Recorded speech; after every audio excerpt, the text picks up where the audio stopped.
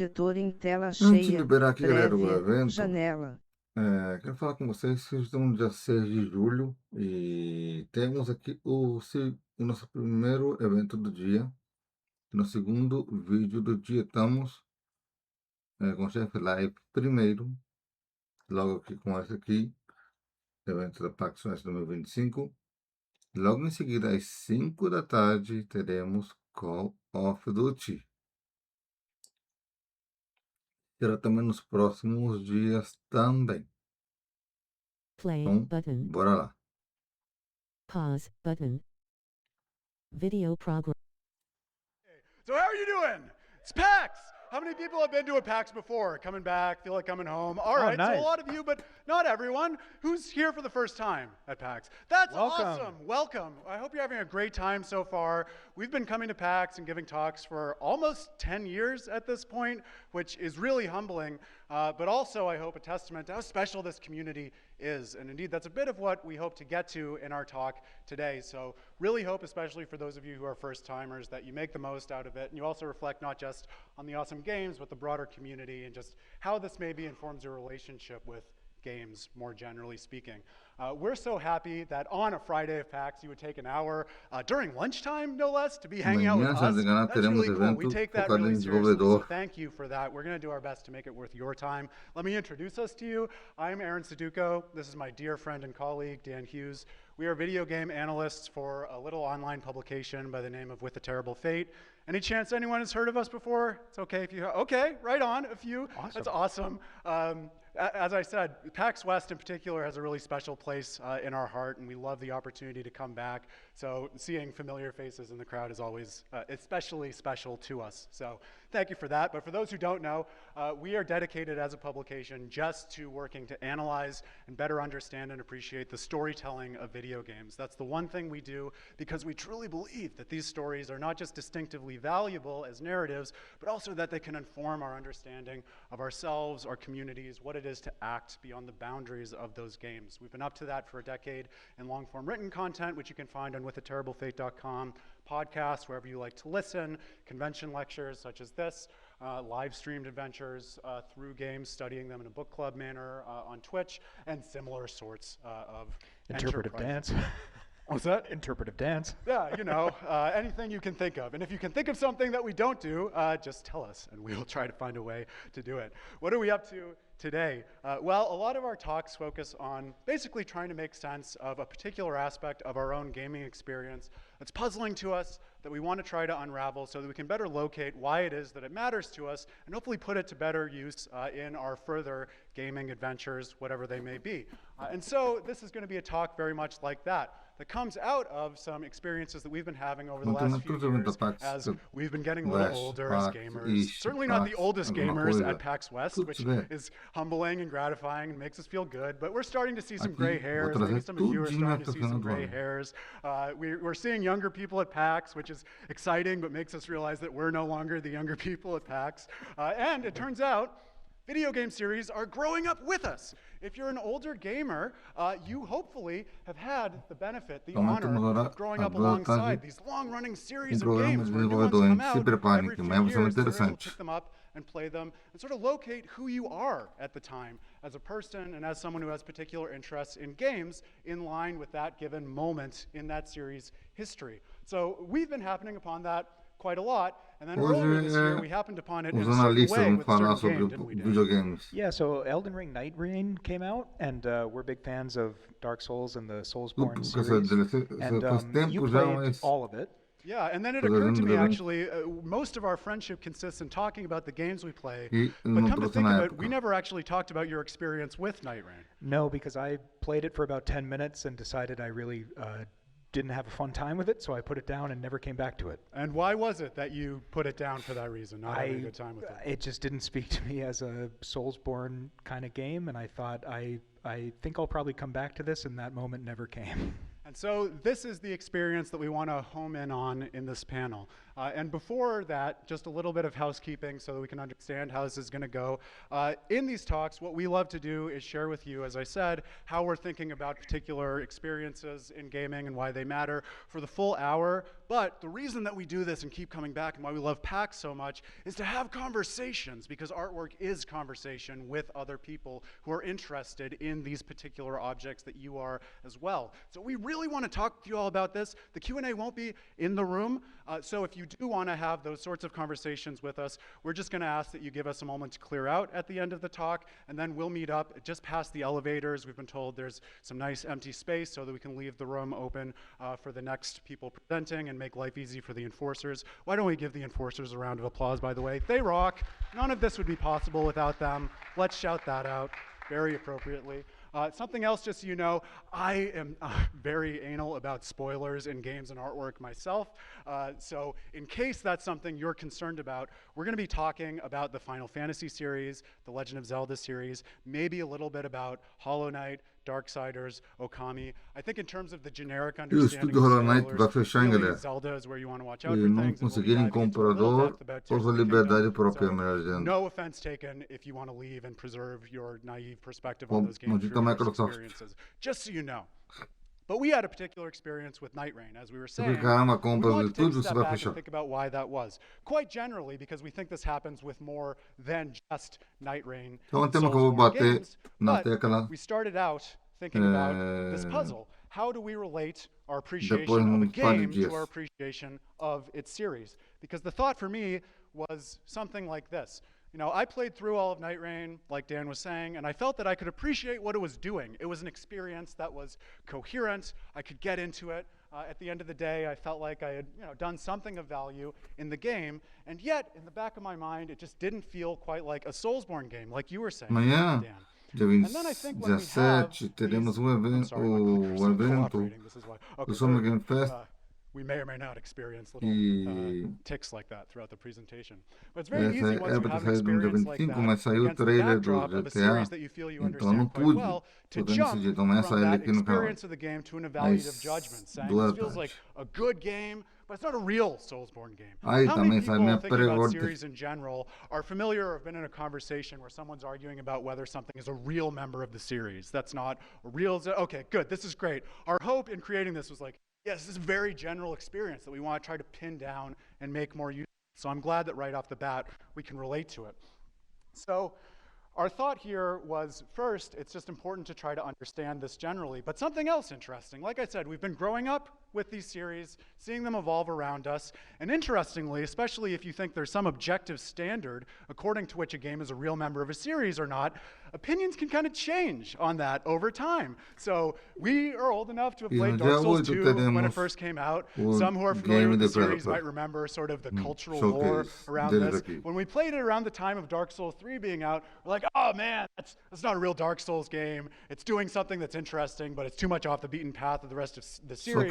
Someone other than Miyazaki did it. I like it, but it doesn't feel like a Soulsborne game. Therefore, it's not a real Soulsborne game. And then something funny happened. More games in the series came out, and Elden Ring came out. Some other stuff came out. And now we are among the increasing number of fans who feel like Dark Souls 2 is paradigmatic of what the series is up to. So we have this feeling that this phenomenon here, but something about player sentiment has to do with it. It changes over time, but surely time alone isn't the thing that explains why our judgments here change. So what is it? What does it mean for something to be good on its own terms as a game, and what does it mean for it to be good as a member of a series?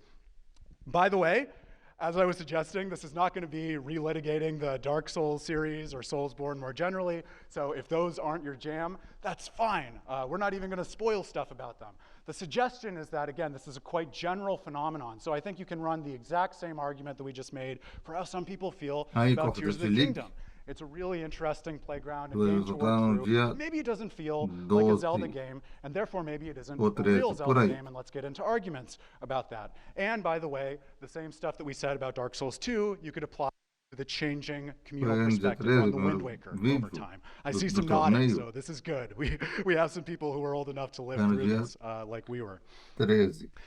So here's the thought. We want to understand what it is to evaluate a game that is a member of a broader series. We'd better figure out first what it takes for the game to count as a member of the series. And now you might be thinking, okay, I see you trying to motivate this like big philosophical move to pick this apart, but it's really freaking easy to tell what's a member of a series. Why are you doing this to me? We don't need this. But it turns out this is one of those interesting questions where the more you try to pin down what it takes for something to be a member of the series, the more the obvious answers kind of fall apart in your hands.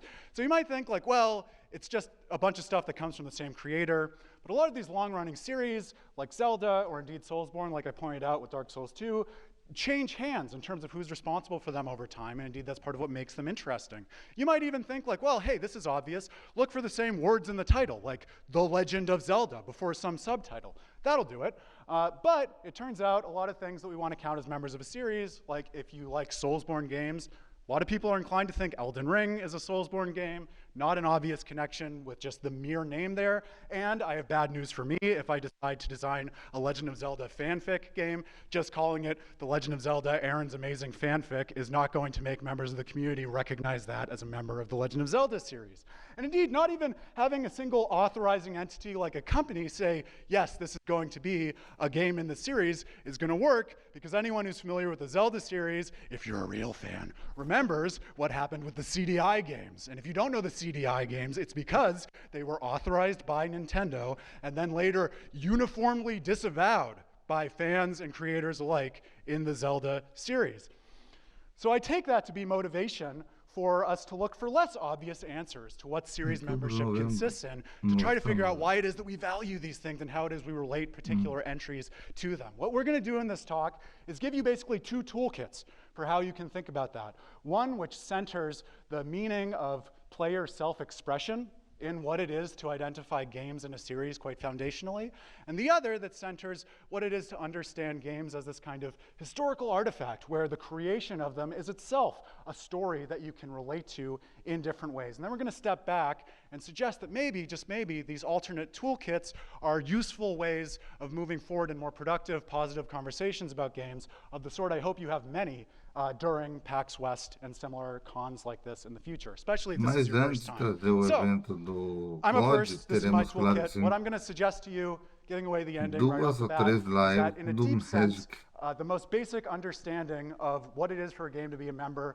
of a series is you as a particular player choosing to engage with it as something that is like your engagement with other things of that kind, which is to say you get to decide what it is that something is a series for you. And I'm a philosopher, if this isn't obvious by now. One of the things that we do in philosophy that's really helpful is if we're trying to pin down the nature of a phenomenon that's hard to wrap our arms around, not sure how to answer the question at hand, we can look to nearby phenomena or more general phenomena to try to get a handle on some firmer intuitions to then figure out how to unpack the case differently. It turns out that a lot of what we're already thinking about and care quite a bit about with respect to video game series, we can see more clearly when we think of series more generally in the abstract. So I'm going to ask you, if you will, to step away from video games with me for a moment. I know it's PAX, video games are great, but just for a moment, we'll come back. But just think about my throwing stuff up here on the screen like this, and you don't have mics, so don't worry, you're not on the spot, but Dan has a mic. So I'm going to trap him and make him part of this thought experiment. So Dan, you can see the screen. There's a screen here, so you can't say, oh, yeah, I can't see the screen. Send help. Suppose I have this stuff projected before you. What counts as a continuation of this series? Looking at these, I would say another blue shape. How many people would say blue shapes? So this is important, right? This is illustrative in and of itself. Some people raise their hands. Not everyone raised their hands. That's kind of interesting, right? We're used to, as gamers, thinking that there's this fact of the matter about what it is to be a member of a series, but we already have this disagreement about a very abstract case of the kind you would expect out of a math class or something, where there should be a right answer. Why is there not a right answer? Well, notice, we need a sense first to even be able to approach this question of what defines the series as it stands. We need a sense, but it's not obvious that there's some singular sense that pins that down. What I want to suggest very roughly is that, like I said quite pointedly, what I've done is just shown you some stuff projected up there on the screen. In order for you to understand it as a series, in the first place, you have to have some way in your mind of partitioning that stuff into objects that are related to one another in a certain way, which is to say, in a sense that is abstract but will hopefully become more applicable when we move back to video games, you need what I'm going to call some kind of interpretive principle, a principle of coherence that explains why certain parts of that stuff glom together into these particular wholes, these objects that we can understand and relate to in some sense that explains how we take one object to be like another and therefore part of a broader series. Call that a principle of coherence. Saying that something is a blue shape is to identify such a principle of coherence, and so then something is an object and a member of the series just in case it's a blue shape. But notice, again, no guarantee that that's what you land on. So here's an alternative. Now, Dan is not in the hot seat. I've trapped these other made-up people in my thought experiment, so woe betide them. Johanna would have had that same intuition. Yeah, she says blue shapes, but notice, it's perfectly plausible that someone like Johan might come along and say, hey, I see shapes with just a certain number of sides. And so I'm noticing that as I go from left to right, they're increasing in side length by one each time. And that might seem like just another way of saying the same thing. It is demonstrably not, because it's going to lead to incompatible verdicts on what counts as an extension of that series. So notice, if I throw up a red hexagon, Johan, by dint of how he's making sense of those objects, is going to say, hell yeah, we got another member of that series. I love that series. I'm a fan of that series. Give me more of that series of shapes. Johanna's not going to be that way. But the opposite is going to be true if I throw up a blue circle. Johanna's like, heck yeah, new entry in the series. Johan says no. By the way, as with all great creative enterprises, I am just cribbing things from someone who has come before me, because this is one of the lessons that I take from the 20th century philosopher Ludwig Wittgenstein's commentary on what it is to follow a rule. The thought is that when we're identifying things as members of a series and extending them, there's no further court of appeal, if you like, or standard according to which we can say someone like Johanna is right in how she makes sense of the series and not Johan. So let me read this out. I promise it'll be helpful and come back to video games. Suppose that a rule, like what counts as an extension of the series, intimates to me how I'm to follow it. That is, as my eyes travel along the line, like the line of these shapes, an inner voice tells me, draw this way to extend the series. I won't be able to teach anyone else my technique of following the line unless, indeed, I teach him some way of listening, some kind of receptivity. But then, of course, I can't expect him to follow the line in the same way as I do.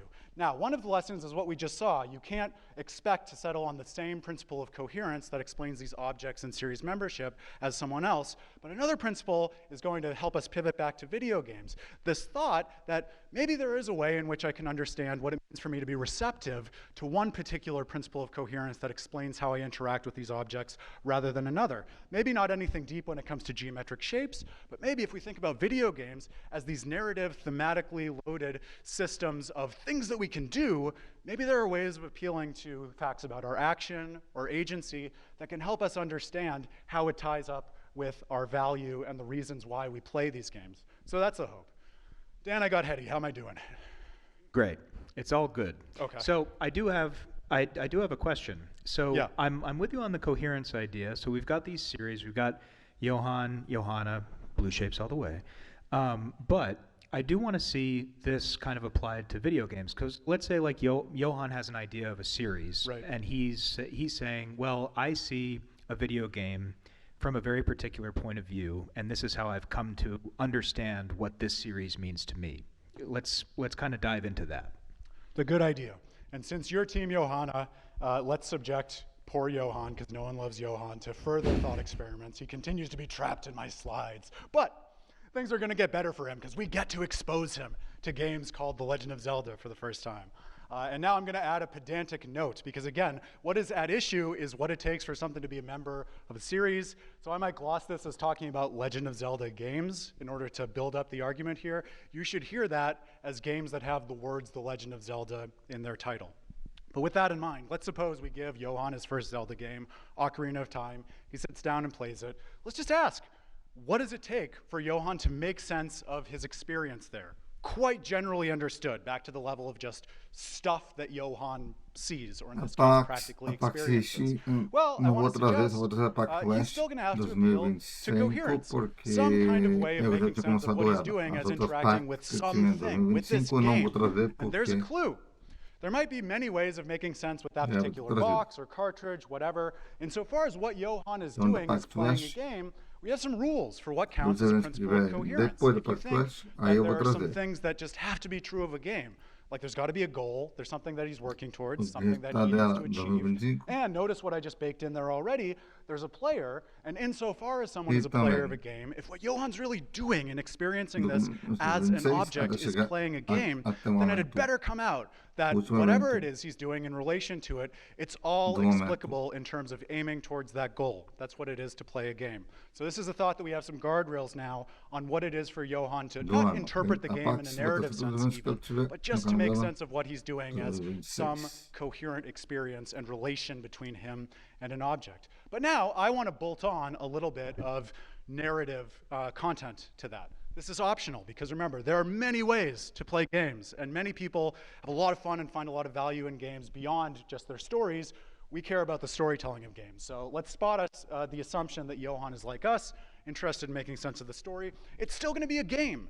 So those guardrails we put in place of there being a goal and Johan acting in pursuit of that goal, those all still hold, but we want to suggest that further, since it's a game that tells a story, the goal corresponds with the conclusion of the story. And so it had better be the case that there's a narratively coherent explanation for everything that Johan is doing in relating to the game. So at any time he's picking up the controller and doing something that counts as engaging with the Ocarina of Time, he can explain in a coherent, consistent way what that contribution amounts to such that it's advancing the narrative.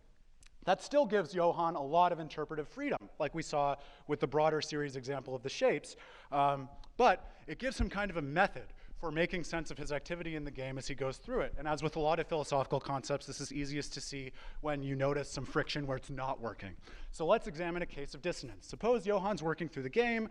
Probably even people who haven't played The Legend of Zelda understand that Link is the hero who's associated with courage, right? So suppose Johan gets that. He says, okay, yeah, I get that. What I'm doing is like piloting this particular character, and he seems to be really courageous. Maybe the explanation of my activity in the game is that I'm guiding along this pure embodiment of courage. He's the bearer of this thing called the Triforce of Courage, and that can explain why he stands up to these immeasurable threats for little kids, like a giant dinosaur living in a mountain and making life really hard for the inhabitants, those poor Gorons.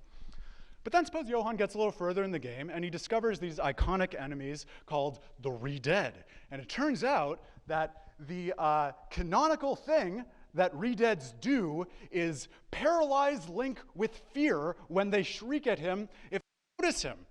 And now we have this apparent dissonance between how Johan's understanding his activity in the game, unifying it under this principle of coherence, and what's happening at this moment. Because if Link is an embodiment of courage, it's just inconsistent that he would be paralyzed by fear, by anything. Now, here's a choice point we're going to come back to at the end. Johan might say, I know what the game is about. This disagrees with what the game is about. Therefore, the game is bad. What we want to suggest is that since we're building up this understanding of the game from Johan's interpretation of what it is that he's doing, he should instead take a different stance and say, okay, I thought I had a sense of how I was involving myself in this game. This is keying me into the fact that maybe that's not the right way to understand it. So maybe I need to massage my interpretation a little bit and try to reclaim coherence. Here's one way of doing that. Maybe he can look at Link not as the manifestation of courage itself, but as this ordinary boy. And Johan's power as the player is that he's something like the spirit of courage, where everything that he does is animating this kid with the courage to do things that other people can't. And if Link is just a normal boy, it's trivial that he's going to be imperfectly receptive to courage. Sometimes it'll work out. Sometimes Johan tries to do things, control Link in the game, and Link does them right away. But sometimes when things are really scary, like the Re-Dead, maybe courage won't be able to reach Link. And how fitting that that's represented in the game by Johan literally not being able to move Link because Link is paralyzed. The control falls out. And so Johan reclaims coherence. Go through the game and suppose that Johan comes out with this overall coherent explanation of what it is for him to involve himself in a player with it. My suggestion with player relativity is then if Johan picks up a further game, say some of these other Zelda games, works through it, and finds that the same principle of coherence applies, where he says, yeah, you know, actually, it makes sense of everything I'm doing in the game. Here, too, if I understand myself as the spirit of courage animating an ordinary kid, that's all it is to call a game a member of the Legend of Zelda series relative to Johann. Because again, there's no deep truth about what it is for Johann to pick that principle rather than another one to explain his activity in the game. But indeed, there's no deeper truth on this reading of what it is for a game to be a member of a series at all, because it's built out of how we understand our own activity in games as advertised. So now he can have an explanation of what it is for something to count as a Zelda game for him. Let's suppose he runs into the friction that we foregrounded with Tears of the Kingdom. I am a fan of Tears of the Kingdom, I think, on net, but I will suggest this is loosely framed around my first experience with it when it came out. So say that he experiences this tension, not unlike the tension he experienced inside Ocarina of Time with the Re-Dead, saying, okay, you know, I get what this game is about, I think. Like, I can appreciate what it's doing. It's fun to pick up and play. Maybe I can't even put it down. But there's just something. I don't know what it is, but it doesn't feel quite like a Zelda game. How can Johann unpack that? And again, easy to write that game off and say, flawed because it says it's Zelda, and it's not, as the alternative path in Ocarina of Time suggested. But what I want to suggest is instead, Johann can undergo this method that allows him to proceed from that uncomfortable feeling to actually better understanding why he cares about The Legend of Zelda in the first place, and further, what Tears of the Kingdom has to do with that. So let me walk you through that. It's 4 steps. The first step, very obvious, if he feels like there's this tension between the Tears of the Kingdom game and the other games that he recognizes as Legend of Zelda games, locate what it is in Tears of the Kingdom that's doing that. Let's suppose that the source of it is the building mechanics, where he feels like, oh, you know, like I get that people really appreciate how you can build just anything in this world, but something about that just doesn't feel Zelda to me. Okay, we have a target for what it is that we're trying to explain.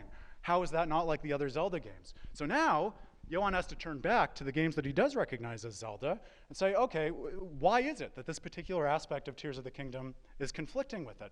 Even after he has a principle of coherence that explains membership in the Zelda series, I want to suggest, it may just be the case that he never thought critically about how something like the tools of the game are related to that principle of coherence. And so say now this invites him to think about it for the first time.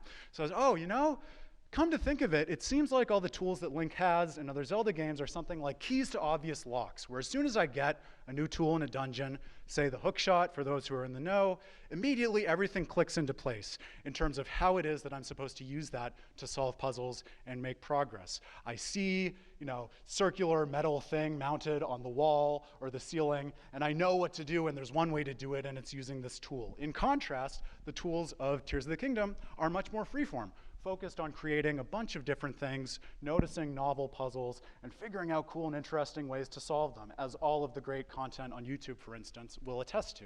That seems like a difference that you can track and that marks it apart from the other games in the series, but now there's this further question. That's not enough, because Johann is explaining membership in terms of his principle of coherence. He has to say, okay, why is that a difference that matters to me in understanding these games? So go back to Johann's principle of coherence, and suppose that this invites him to elaborate it and say, okay, yeah, you know, I hadn't thought about tools before in relation to this, but maybe it's not just that I'm giving Link the courage to do things. Maybe what's important to me is that I'm giving him the courage to do the obvious thing. Everyone in the world can recognize the sorts of things that need to be solved in order to make the world better. Maybe that's something that's represented by these puzzles having something like obvious solutions. But Link alone has the courage to do that, and I can help him do that by picking up the tools and just doing it. And that's really cool. Maybe you can even think it's cool in the explanatory sense of saying why it is that after you get through the game and get Link through doing all of these various obvious tasks, everyone else in the world gets inspired to become their own hero, living by his example. That seems really neat, and we can see Johann appreciating that for the first time because of thinking through Tears of the Kingdom. So already he's getting a different understanding in kind of how it is that he understands membership in the Zelda series. Great, but that's not the end of the story, because like I said, this all emerges from how it is Johann makes sense of his actions. And that means that Johann has this choice, a deep choice, in terms of how to litigate membership in the Zelda series in light of this new information. And it's a point about series generally, as I started out with. Once he recognizes how it is that the new member conflicts with his interpretation that's defining membership in a series, he can either decide that he wants to stick by that interpretation and say, yeah, you know, like, I feel like I can put myself behind this particular way of understanding shapes, even though that's very low stakes. Or perhaps something that's higher stakes to us at PAX, what it is to engage with a series like The Legend of Zelda.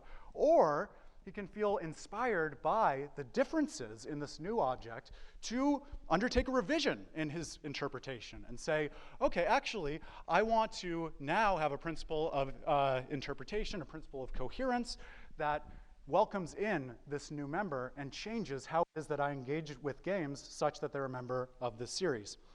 He can do that in the shapes case perfectly well, Iniciar either janela. sticking by the side understanding or revising it to thinking about something like, okay, yeah, it's blue geometric shapes. Now there are 4 things up there, and they're all of a piece with the series. And more to the point, he can do it with the Legend of Zelda series, either sticking by this revised interpretation of his principle of coherence that I suggested, giving Link the courage to do the obvious thing, or he can decide, you know, actually, I feel like Tears of the Kingdom gives me reason to think about what I'm doing in these games differently and take something different out of the meaning of my actions in them. I can notice something like, for instance, another property of Tears of the Kingdom, Zelda's not there. And speaking as someone who spent a large part of his life thinking about Majora's Mask, I can tell you she's even there in a deeper sense that she's not there in Majora's Mask. Because, and this is where the spoilery stuff comes in, part of the conceit of Tears of the Kingdom is that to give Link the opportunity to do the stuff he needs to save the world, Zelda, in a time long since gone, sacrificed her rational capacity to contribute to the efforts to defeat Ganondorf at all by turning into a dragon and giving Link the space later on to have a chance of setting things right. So Zelda and her rational influence are not there in this world. Why might that make a difference? Well, you might think, for something like seeing something as an obvious problem with an obvious solution, you don't just need the courage to solve it, you need wisdom to understand the relationship between a puzzle and what it is that you need to do to dissolve the puzzle. If Johann then says, okay, so maybe what I'm doing is not giving Link the courage to do the obvious thing, I'm giving Link the courage in conjunction with wisdom to guide him along and do what needs to be done, then suddenly Tears of the Kingdom can be welcomed into the fold. Because these other games, Zelda in one way or another is present, and since wisdom is there, it makes sense that these puzzles would be presented to Link as having obvious solutions by dint of the tools that he has available to him, and all he needs from you, the player, is the courage. On the other hand, Zelda's no longer there, still have the courage, but you got to figure out what the puzzles are yourself, and you and Link got to do your best to figure it out. And you might think that illustrates in a nice way how it is that the free-formness of Tears of the Kingdom actually adds another flavor to the series that is nonetheless coherent with what has come before. But this is the crucial thing.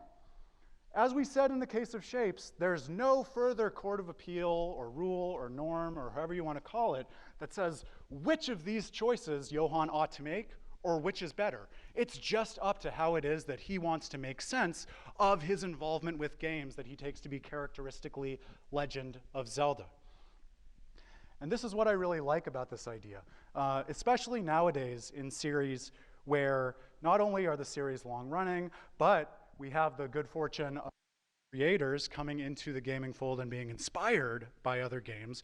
We have notions of things like a Zelda-like, or games that are relevantly similar to series. And indeed, if you go on Reddit, you'll find a lot of people saying, hey, you know, I like these games. Is there anything that feels like them? Like, I want to play more games like this, but there aren't any other games with these titles. Can you tell me, like, what are some cases? And it can feel really squishy and weird to figure out, from your own point of view as a gamer, your practical standpoint, what it is for a further game to count in the relevant sense as a member of that series for you, which can make it hard to invest yourself in a game that might be nominally referred to as something like a Zelda-like, but where you don't really know, will it count as a Zelda-like for me?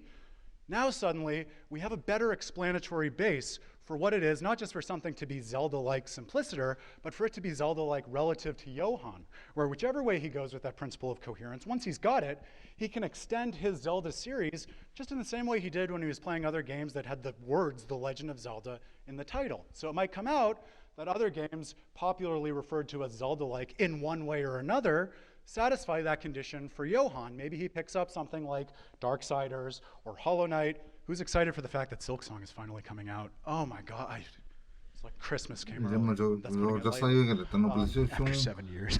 É So, 5 já, já I'm está no excited, PlayStation. maybe Já those are saiu later. há pouco tempo, hein? So maybe something like Johan Sim, mais ou guiding menos the knight um through Hollow Nest, or 8 meses. war through this Khan to blame him for the apocalypse, feels like giving an avatar the courage to do the thing that is obvious and anyone should be doing, but no one is. And by virtue of this understanding of series membership, that is exactly what it takes to qualify those games as the Legend of Zelda games relative to Johan. That's all it takes. That's not sort of a term of art.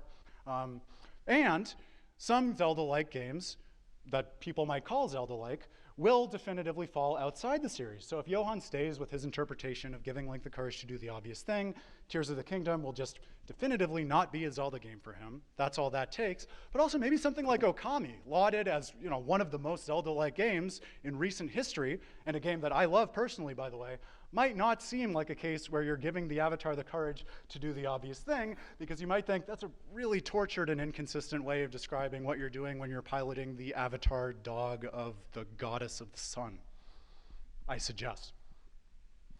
Now, hopefully that's something that can give Johan a better appreciation of what it is that he's up to in these games and the value that he recognizes with it. Hopefully it's also a method that you can take home and appreciate where you might find yourself thinking about turning away from games or even moments in games that feel dissonant with your appreciation of the games. I suggest that the moments in which you find yourself doing that can actually be those that are ripest for elaborating your appreciation for these series and what it is that you're actually doing with them in the first place, such that you recognize this value and put so much of your time into them.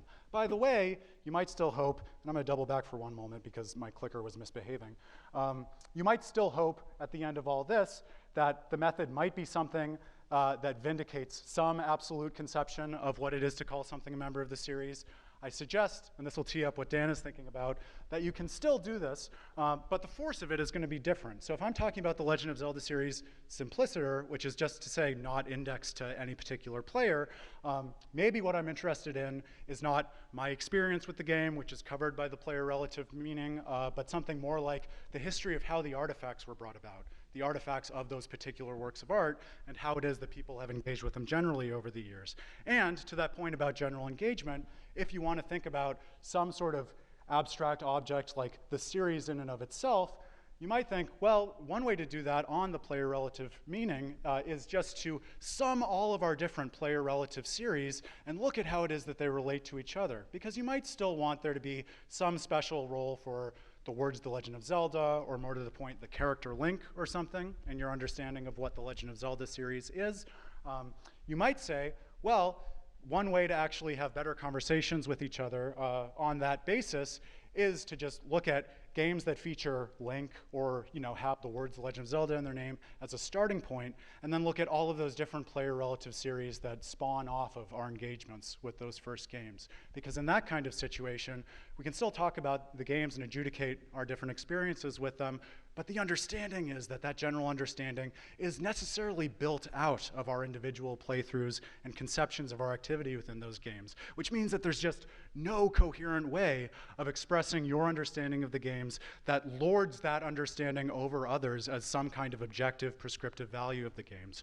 Rather, your expression of the value that you found in them is just an invitation for someone else to share with you their player relative series and what it is they recognized in it, which may, all the same, invite you to revise your interpretation of the series or discover some new value in it. So that's the thought, that's the hope, and the method is simply notice that tension. Look at where the tension is coming from, figure out why it's in tension with the elements of what you take to be the series, and then step back and think, well, how is it that I'm making sense of the meaning and value of my actions so that these are coherent activities of mine across hundreds or even thousands of hours? How might I revise or think about that more critically to more consciously and deeply engage with these games and find further value within them? What do you think, Dan? Well, I want to talk about Final Fantasy. Oh, so okay. that's what I'm going to do. So I don't know how to take that. Well, you should take it well because you've teed me up beautifully, specifically.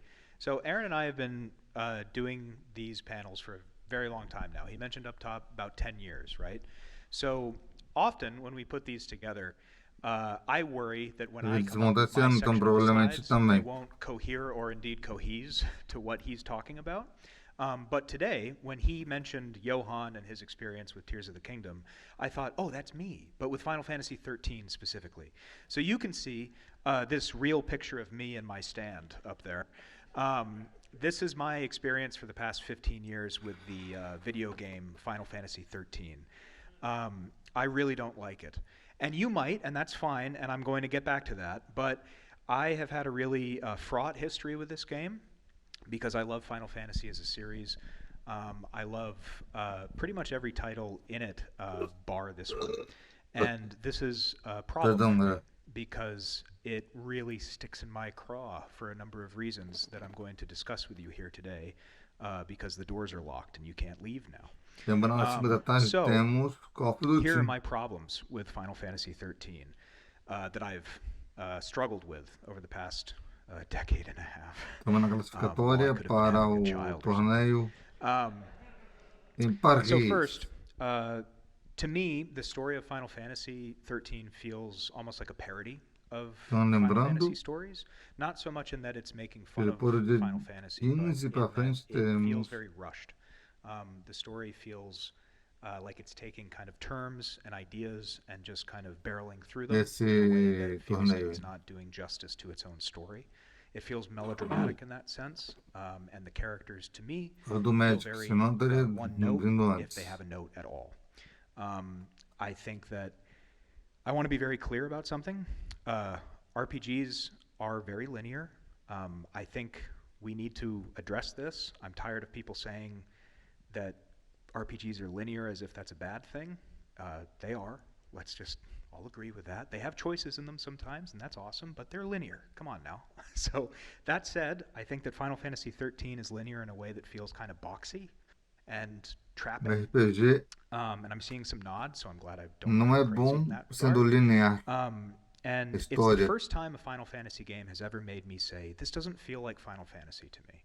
It has some of the trappings of it, but it's making me, it feels sour when I play it. There's something wrong with it, and every time I would play it or think about it, I would come back to that thought, and that really bothered me. Not because I had such negative feelings towards Final Fantasy XIII, but because I have such positive feelings towards the series, and it bothered me that I had this reaction towards a game that existed within that oeuvre, right? So I looked inward, and I thought, okay, there are all of these issues that I have, but if I keep coming back to this question of this doesn't feel like Final Fantasy, I wanted to ask myself, well, what do I mean when I say that, right? What is this question? These things that Aaron was talking about with Johan, this cohesion problem, what is it that I mean? What do we mean when we say this doesn't feel like a part of a series? And so I spent a great deal of time, I'm not going to tell you the exact amount of time because I don't know that, but I wanted to develop a system for understanding the series, Final Fantasy, through my own lens, right?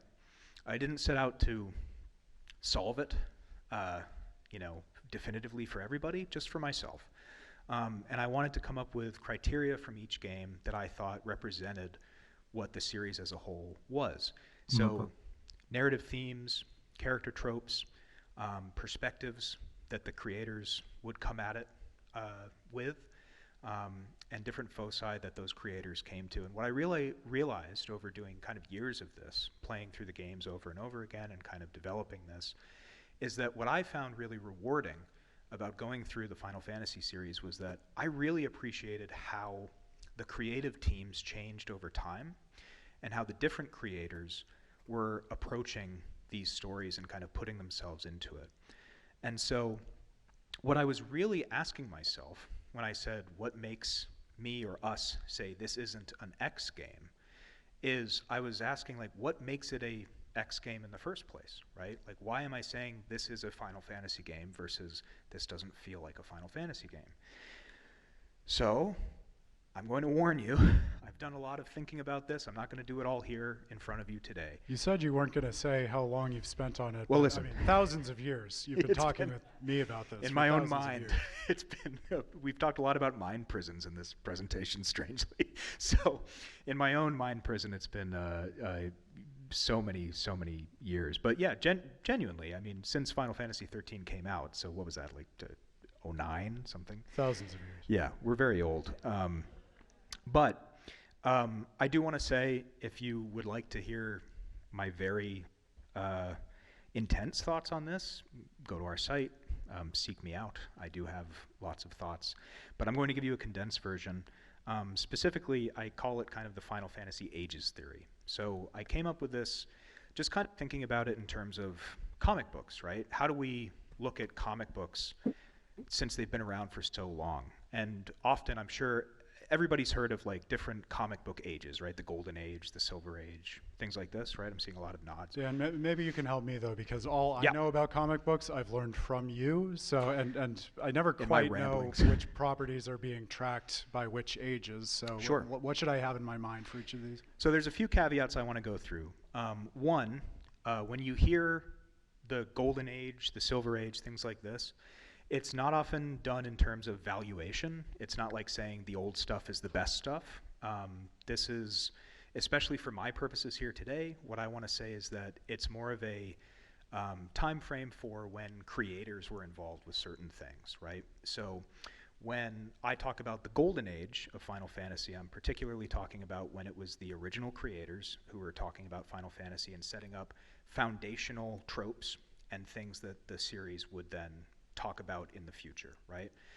So Final Fantasy 1 through 6, I consider to be the Golden Age, where everybody was working on it, who started with it for the most part. 7 through 12, I consider the Silver Age, where creative teams were starting to shuffle a little bit, but things were also changing. They were starting to look at the tropes that were set up in that kind of foundational era and starting to question them a little bit, right? They were starting to play with them and change them and kind of expand and see where they could take those things. And a lot of really interesting things came out of that time. The Bronze Age is where tropes become a little comfortable and technical aesthetics start to really become a focus here. We'll get into that. And then, because you can see, I've kind of given the game away, Final Fantasy 13 and 15. I did say this isn't a value judgment, but it's coincidence, okay? So Final Fantasy 7 Remake to the present, I would call the Renaissance, and I think, you know, when you're talking about comic books especially, there's a lot of different Renaissance periods and things like that. But for Final Fantasy specifically, I would say this is kind of, it's anyone's ball game, right? A lot of interesting things are happening for those of us who are playing Final Fantasy now, especially in Final Fantasy 14. Things are kind of going bananas. But same in the mainline games, right? Things are taking really interesting turns, and it's really down to who's in charge of the creative teams. So I'm going to talk a little bit more about them in depth, just to kind of give you an idea. Final Fantasy 1 through 6, from the creator's perspective, right? This is where things started. So when I say the Golden Age, I think about the original creative teams, and of course there's many people who made up these teams, but I think about these big names, right? Like Amano Yoshitaka, who created these beautiful pieces of art that you see on the screen, these incredible drawings and kind of watercolors that are an art style all his own that eventually just became the look of Final Fantasy. If you've seen these pieces of art or things like this, or if you've played Magic the Gathering and seen cards like this, Olha, o this cara style joga of artwork Magic. is very much the Final Fantasy aesthetic.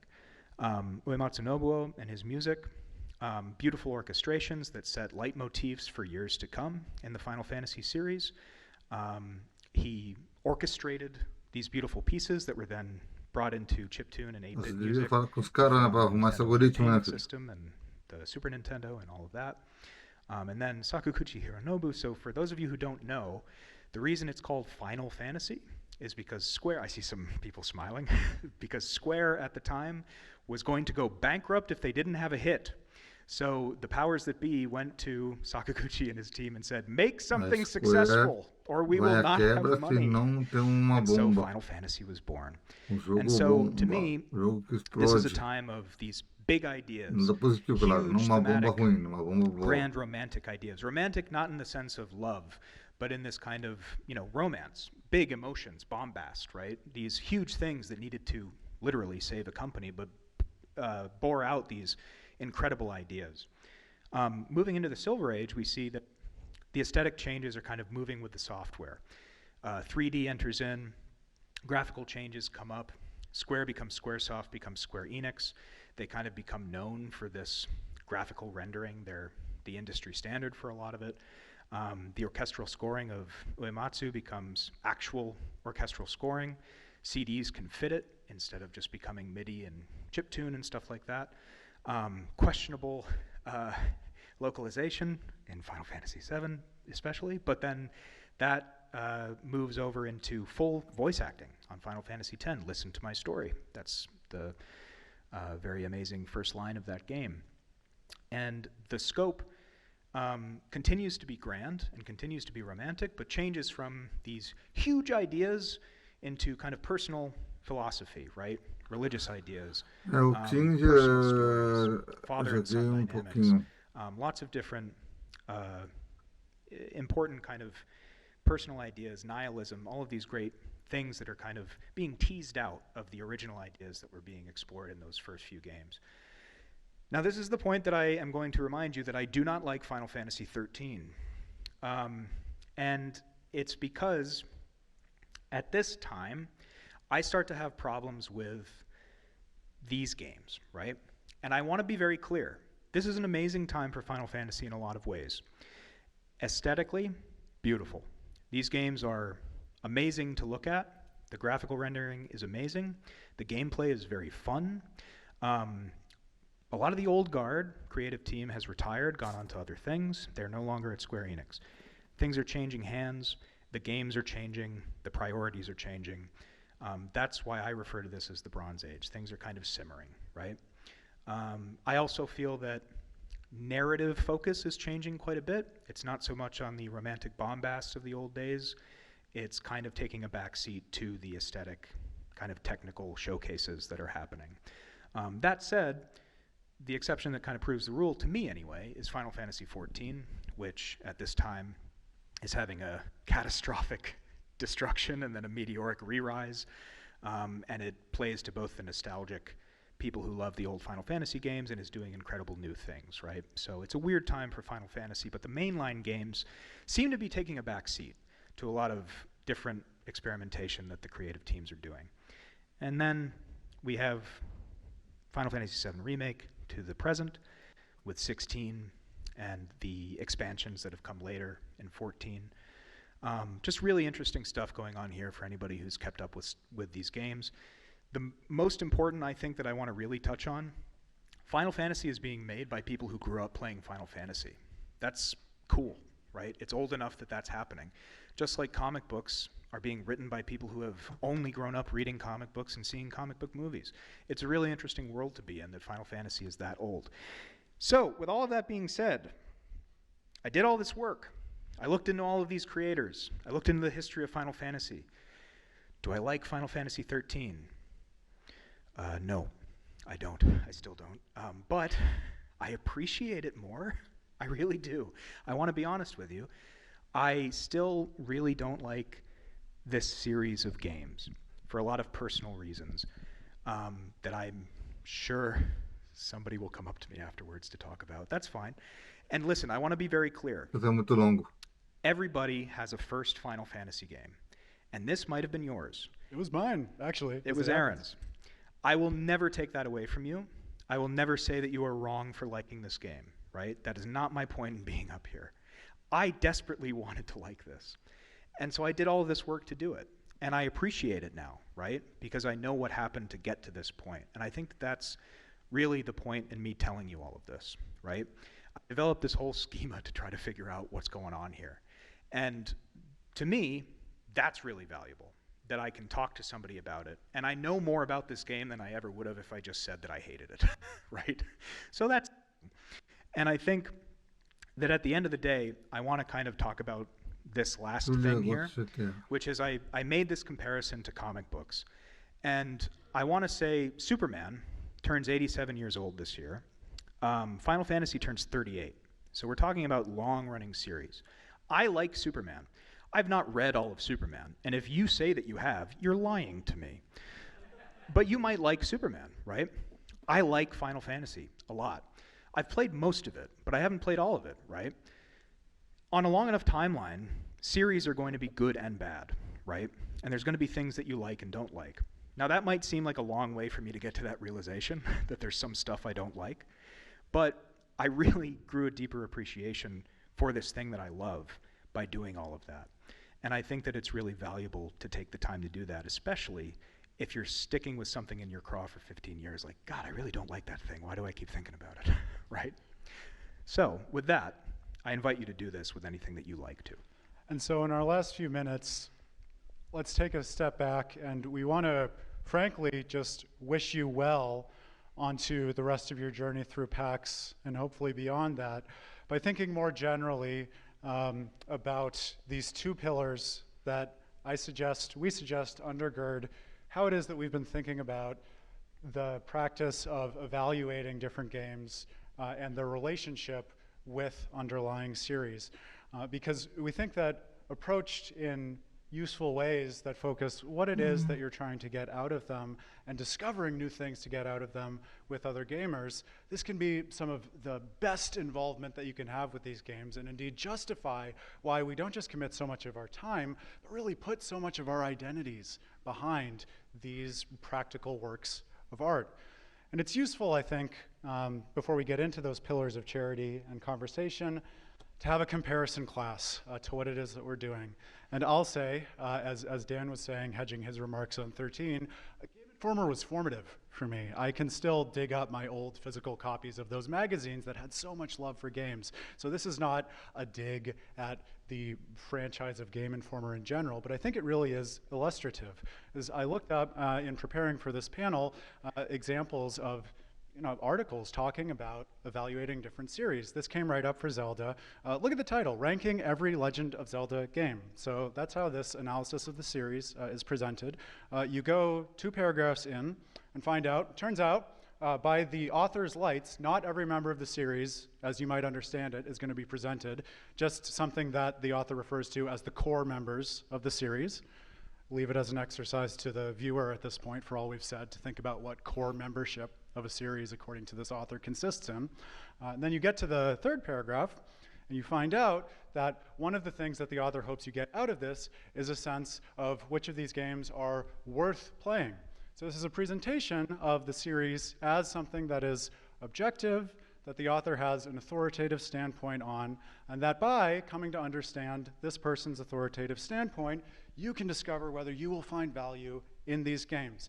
And I suggest that in some manner, that's at the heart of a lot of the friction that we can cause ourselves and one another in talking about games. Those moments when you can kind of feel yourself unmoored, because I don't know if you've ever had this with your friends or people in chat rooms, but oftentimes this weird thing can happen to me where I'm talking with someone who likes the same series as I do about these games, and then you sort of make something that feels like a social faux pas, where you say something about why they're really exciting to you, and kind of the other person doesn't just disagree with you or have a different standpoint on the series, but it's like you've kind of undercut everything that they recognize as worth considering in the series. And if you think that there's some objective basis for what it is that you're recognizing in the series beyond your activity in it, it can be really easy to not just lose friends or interlocutors through this, but to cut off conversations with the people who are most invested in the same things that you are.